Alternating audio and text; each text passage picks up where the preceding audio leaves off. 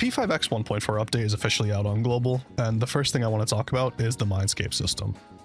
And that's just because it feels like the most important thing out of all the new content added, due to the stat boosts it gives your characters. As always, if I do help you out, consider subscribing to the channel and liking the video. This helps me keep making videos just like this one. So let's get right into it. The Mindscape system is a new system where if you go to your Thieves menu, and you go to any character you have unlocked, on the right side of your screen, you'll see right above the persona button, it says Mindscape. If you click on that, it opens up this menu right here with 2 rings and a picture of the character. Right now on global, we got this 5 months earlier than the CN versions of the game did, but we only have access to this outer ring. The materials for this outer ring and the materials for this inner ring are completely different, and we don't have the event that gives you access to the materials for this inner ring yet. So as of right now, this is null and void. There's no way for us to upgrade this. We're not going to be obtaining any of these until future patches. So I'm only going to focus on this outer ring. The way this outer ring works is that you're forced to upgrade these stats from the right side to the left side. And it works kind of like Wonder Schema system. When you click on it, it'll give you something like increase HP by 104, and will tell you you are required to upgrade this with 100 stardust shards. And then after upgrading this module, you can move on to this module to the left of it, which would increase your defense by 26. The next module after that, increasing your attack by 29. And these values, as you move along this line, will be the same as you go along. And it will continue to move as HP, defense, attack, HP, defense, attack. But do note, as it moves along this line, these get way more expensive. So the first module is 100 stardust shards. The second module is 150. Going up to 200, 300, 400, 500, 650, you get the idea. Even at this point, jumping from 800 to 950. So you do want to be a little cautious when upgrading this, because the last module is a whopping 1450.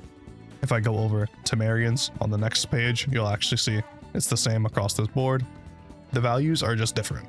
Marian's will increase her HP by more than Makoto's did, but we'll give her something like less attack to help fit her role more. But it still moves in HP, defense, attack all the way down the board. If you are to look at the Stardust Shard button, you can see it says how to get Velvet Trials. So if you were to back out, and if you are to go to your Velvet Trial menu, you'll see a button on the left side that says Stardust Shard. And the way that this works is depending on how many stars you've claimed in the Velvet Trials, so the trials on the right, the total amount will be added up, and that will actually determine how many Stardust Shards you get. So for example, if I click on the button, I have earned a total of 194 out of 420 stars. I'm waiting till level 70 to run through these, don't mention my star count. Anyways, that would earn me 128 Stardust Shards every day. So every day I log in, I will get these Stardust Shards. And this is how you earn these shards to upgrade your characters.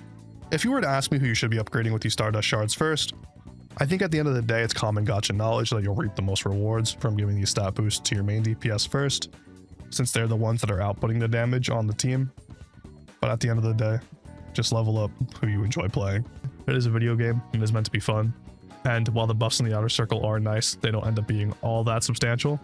They are very incremental increases, no matter what way you look at it. The ones in the inner circle actually end up being the important ones, and the ones that your characters benefit from more. But like I said, we have no way to obtain these yet, so it's not the end of the world if you just give a few of these shards to a character you enjoy that might not be as meta. As an example, trigger warning for meta players, Yui. But yeah, this did just seem like the most important thing to note out of all the new content, because we do have something like the new boss event out in the Trial of Thorns, and some of this is actually meant to be pretty damn challenging. So maybe these little stat boosts will help you when it comes to clearing this. As always, if I did help you out, consider subscribing to the channel and liking the video, because it really does help. That's going to be all from me. I'm out. Peace.